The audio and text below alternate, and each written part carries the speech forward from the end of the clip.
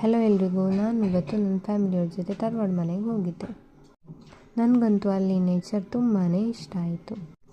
ಇಷ್ಟು ಸುಂದರವಾದ ಗದ್ದೆ ತೋಟದ ನಡುವೆ ಬದುಕೋದೇ ಒಂದು ಖುಷಿ ಅಲ್ವ. ನಾನು ನನ್ನ ಪುಟಾಣಿ ಸೈನ್ಯವನ್ನು ಕರ್ಕೊಂಡು ತೋಟ ಸುತ್ತೋದಕ್ಕೆ ಹೋದೆ. ಆ ಕಡೆ ಈ ಕಡೆ ಸುತ್ತಾಡ್ತಾ ಟೈಮ್ ಹೇಗೋಯ್ತು ಅಂತಾನೆ ಗೊತ್ತಾಗಲಿಲ್ಲ. ಅಷ್ಟರಲ್ಲಿ ನಮ್ಮ ಮನೆಯವ್ರು ಬೇರೆ ಊಟಕ್ಕೆ ಗೊತ್ತಾಯಿತು, ಬನ್ನಿ ಅಂತ ಕರೆದ್ರು. ನಾವೆಲ್ಲ ತೋಟ ಸುತ್ತೋದನ್ನು ನಿಲ್ಲಿಸಿ ವಾಪಸ್ ಮನೆ ಕಡೆ ಊಟಕ್ಕೆ ಹೊರಟ್ವಿ.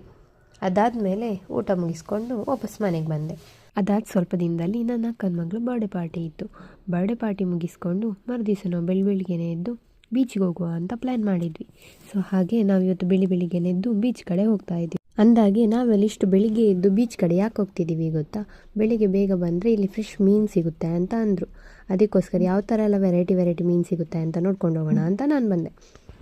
ಬೋಟ್ ಬರೋದು ಹೇಗೂ ಲೇಟ್ ಆಗುತ್ತೆ ಅಂತ ಅಂದರು. ಅದಕ್ಕೋಸ್ಕರ ನಾವೆಲ್ಲ ಸೇರಿ ಸ್ವಲ್ಪ ಬೀಚ್ ಸುತ್ತಾಡೋಣ ಅಂತ ಅಂದ್ಬಿಟ್ಟು ಬೀಚ್ ಹತ್ರ ಹೋಗಿ ಕೂತ್ಕೊಂಡ್ವಿ.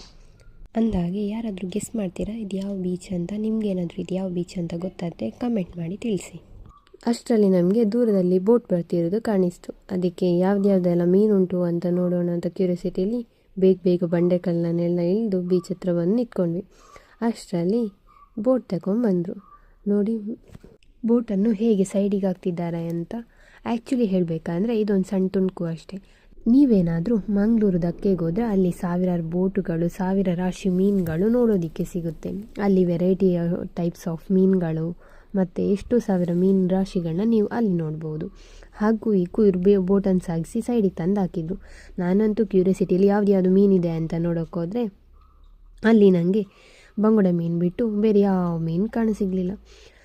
ಭಾವನ ಹತ್ರ ಕೇಳಿದರೆ ಇಲ್ಲ ಇವತ್ತು ಯಾಕೋ ಕಮ್ಮಿ ಸಿಕ್ಕಿದೆ ಅನಿಸುತ್ತೆ, ಇಲ್ಲಾದರೆ ಬೇರೆ ರೀತಿಯ ಮೀನು ಸಿಗುತ್ತೆ ಅಂತ ಹೇಳಿದರು.